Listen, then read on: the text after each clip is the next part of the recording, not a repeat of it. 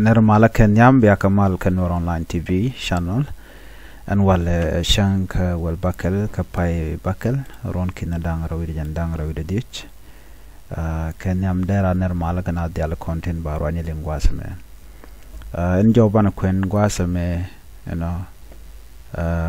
Kerikton Conin Togri Wika Fangak Seremangai Cono Kume Shedi Kelu Shenangan Winami Banamandana Lero de Banajaling and honor Naga Nakan Maria Canadian Contin Lajang Ki Kume SSPD South Sudan People Defense Force no Kan Kononia Mijiram Jidit in your Canadian Kokian Banjome Banjaling Kenya Bukona Najaguan will kill me yadi to Meladere do Aranaminchak Chanajo Meshanjaling Bukon linga lo de go ka do dan en toga kaja ko de contain en marong kuma sa Sudan naka nore la nuertin content terewika fanga ko rai kon ka fanga new fanga kan ol fanga ngai kon lat karodian ka kan gor kan nuera karodian allo systematic targeting Nuare Nere contin yer kan nuare Neren contin gor kanagdian nuare and there are the tijan naka nuare nakaka ko ken kukan chonkel ke Dr. Riek Machar ta dana chung nuare ke je ke Dr. Riek Machar jan ta dan nakaka chikona ngai gonna dia ne gwade dane toko korgeje toga ko Kirme yadit a jane korin cha talk rewika nasar machikula dakpinya tama chawoko fangak chawoko mayom antam wega panye jar right corner wakora meke liu e talk a Dr. Riek Machar kangai kondi ala no ne me she talk so ene ramana ka jan gwasame nakaji ko jin tikel ke Dr. Riek Machar no ram chunkel ke Dr. Riek Machar jaramadan kwa target jang ka jan gwasame Mugor kono de kon ta da naga konde ko ngacha a changi chungba ka Dr. Riek Machar dundo ko Dr. Riek Machar anwar ka jano bume te ka jaw dol kum kit me yadit keja so nuar kono chungkel ka Dr. Riek Machar kan waten content kwa target kum kit me yadit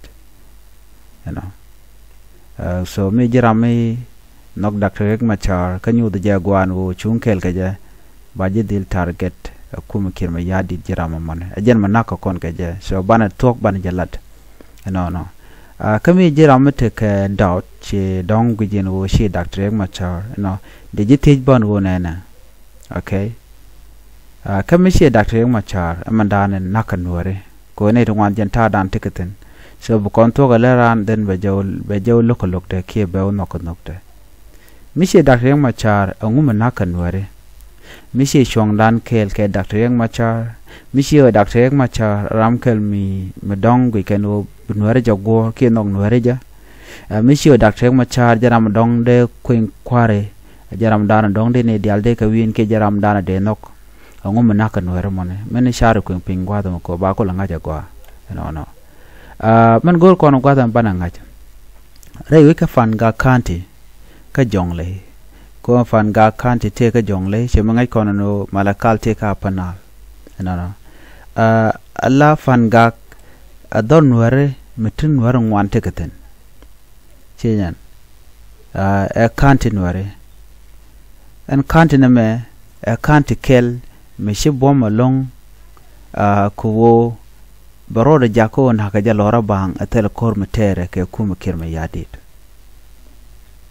a country that has resisted dictatorship, oppression, and justice for decades. But today the people of Fangak are under attack. A government force, kum kirma yadit, bokan ware ke helicopter, chikonin ke gunship.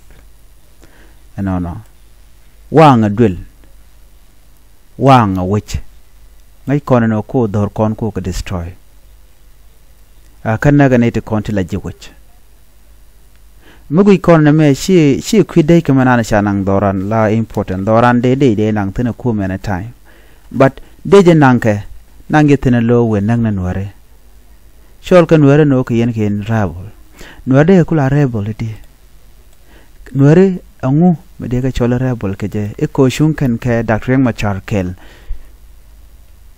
so naga nuare tongomi shio ken e ke rebel nuare naga ke chong den kel ke Dr. Riek Machar nuare me ke rebel shirka malade ken mo ken jang ke kirm yadi dio ja chicken de ngore wi ka fangak de ke jien de kan wech ndana te jang tan de kan ya magnesia but kana man talk nuare te ka kanti niken te ka kanti sniken but kire jela jien on go bilo yaltimi a jin naga churwach chire ram mo me toy duel ke mor de larno de mor chularno aje kaje duno churo do wany sure pat do not fight back so no mandera larno no kam angu nyoda jeno rama mo rama je rama go.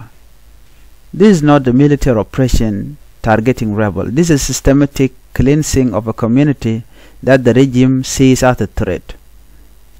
Naga na community dan konware ku kona na gole ko gwejen wo chukona nok dwale ko dongmen bana lat ke je ko gwasen be Mitchell gan fanga kan we hostile county enono ka kap kan ka bomb entire population including women, children and elders ku kan ka target kanetiti and government dun kirma yadit dio janan war dio ja chang no ka kirma yadi ba de ro wi kor min no kirma yadi de ro wi kor me kwanyir let's say it me nyiria dio ja chi de gorno de gat ka de kare de kanejak so me jiram mo de nyira manan gat ka ngada no ramo jin point ba manan gwaten be bo but together the same problem when share mo karek kona jidwara jen ta dana leteja so mguen kim yadit ko nwere ko target chwaje gujeno na me mubutok kan nwere tin content da wi karodian bo wonde ka yaba yenetin kon chunke kim yadit na me ado mgor kiro bo kon bat ka je kon ite kon shal kan nwere ngai kona gwano kan do nwere kon te gani fanga kol fanga boka kene shankare ndal shang ne me shafan ga kyaja kaf anwer wayami kan spele ayo chika damage medine jana long kan jang chika na lato already jang ka tat gwam na kan ne kon kanang medito long so ana me de kon dia langach karoy mishala taji United Nations kani kirma yadi naga nuare ngaja naga nuare kayo shwalka kenwar. According to the UN or the United Nations definition, genocide is the deliberate killing of a group based on their ethnicity, nationality, or identity. What is happening in Fangak fit that definition. The South Sudanese government is targeting this region not because of what it has done, but because of who live there. This is not the first time the Nuer people have suffered state-sponsored violence. From Juba in 2013 to Unity State and now Fangak, the pattern is clear. The regime used military campaign, disguised as security operation, to destroy Nuer stronghold. Fangak is just the latest victim in this long bloody campaign. So mishit kaname beja. Mugor kono bana teka mala to gor kon baro dan mat. Ko chikon ngaja no an systematic naka way naka kon kira ngai kono already so chikon ngaja no nakan kon. So bana kule chongade. Ashang bana shod ba bana United Nations, African Union, Amnesty International, Kenya International Human Rights Organization. Chang jo kon ken wo kwa investigation kwa je carried out. Ngai ken madan le roda. Okay. Jang ngai ken no nakan kon. Ji ko tore ngai ken no nakan wore. Ti shalga ti tat ngai ken no nakan wore. Murlen bo ngai ken no nakan wore. The only people ten kuji wo nakan wore ken it content lan wore ten the kwich. Kirma yadi ten kwanwer le naka tekatan mude kon larna na tele kwar ke kum mude jalar no entire community in wer ro jeka ke de laro doro mo jeka teleja No leader, no government has the right to declare an entire community hostile and wipe them out. Kan man tuwa na mo de kwada jalar no ano ne ti kan dial ko ga trade ka ba ka dinna kan dial na mo ma cha jek so yene dial kon la nuer la ronya linga gwasa me telo de ka yeko lin roan tin kaling chana chonkel kan e kon ka fangak chana chonkel kan nuer diare dur kon tigaten re winten kon tigaten nuer shanga jeka war kan shang akir ma yadit ke jang tin ti ga nueri tin ti ga juba ci ga jokken ret ka ana biya ta kamal ban yo jumra dien bye bye.